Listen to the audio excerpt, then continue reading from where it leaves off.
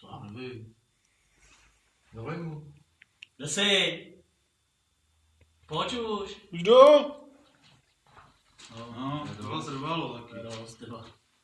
Otoč se. Ty vole, víš houby, kudy pojedu. Tamhle je kamera. Jo, to jsem youtuber teď. Tak zdravíme všechny grokery. A grokerky. Děvky? A děvčata a chlapce a táty a mámy a jejich domácí mazlíčky. Kapela G-Rock má 10 let a tímto vám chce hovno. Nebo chtěl říct, že kapela G-Rock slaví 10 let. A my jsme se rozhodli vás všechny pozvat na tu výjimečnou party, která se bude konat, Láďo. V Cihelně ve Vimperku. V 8 hodin vykopnou večírek na rtu.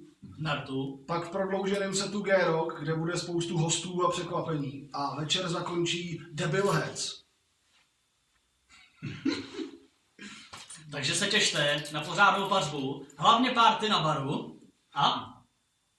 Party Party. pod barem. A party pod barem. To hlavně, že jo.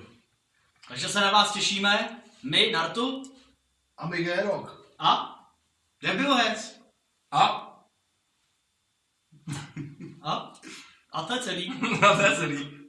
Tak díky. Čau. Čau. Čau. Nazdar.